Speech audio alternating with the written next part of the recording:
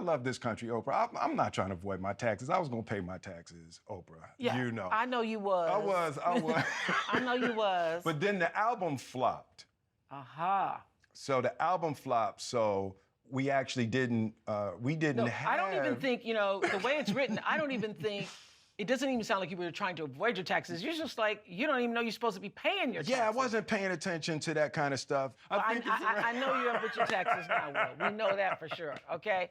So right before Fresh Prince of Bel-Air, I think people would be surprised to know, this is the first time I realized this, is that you basically lost everything. The government seized your cars, it took your home, you ended up in jail, and you describe it in 2 words, actually, rock bottom. Rock bottom. What was at the root of that downfall, Will? You know what? It's like. And the life lesson you took from it. So what, when it rains, it pours. Yeah. Right? So,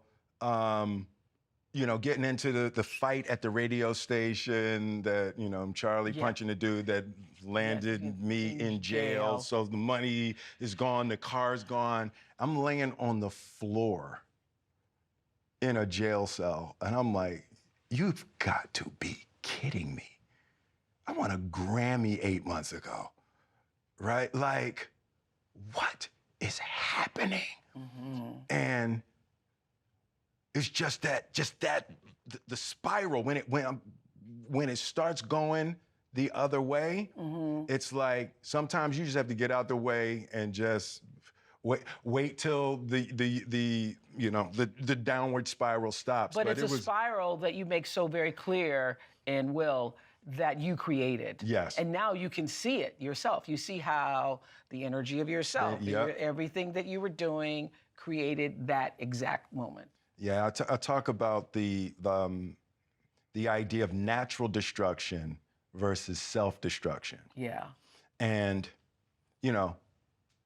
impermanence is the law of the universe. So things are going to deteriorate. Everything's going to grow. It's going to deteriorate and die, and you got to be ready to make the next thing, and that's natural, right? So we all have to contend with the entropy of the universe in that way. That's why it's such a crime when you do it to yourself. It's like... And that's when you hate yourself the most. Don't do it to yourself. I love when you say this, though. There's a strange thing that happens when somebody falls. Your demise somehow proves to everybody you ever disagreed with that they were right. And you were wrong. They develop a smugness and seem to get a brutal enjoyment out of the fact that God is finally punishing you. People tend to have a schizophrenic relationship with winners. If you're down too long, you become an underdog, and they feel impelled to root for you. But if you're ever unfortunate enough to be up too long, you better get a helmet. I was like, amen to that. Don't we know that? Yes, absolutely. That's one of the things that I hope people can take away from the book when you see That's right. You're not going to get around that. Yep. That you're not going to get around the rise and fall and the rise and fall of.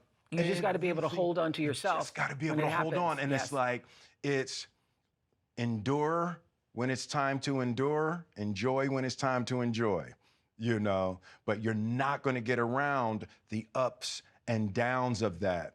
And, it took me a few of them to realize that it's not because I'm stupid.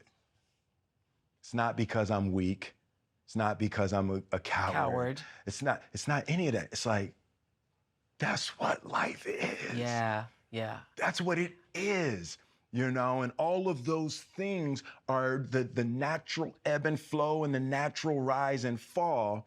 And if we can relax, and settle into it, then we can enjoy, when the springtime is there, and we just buckle down when the winter comes, but we're not going to be able to get around seasons.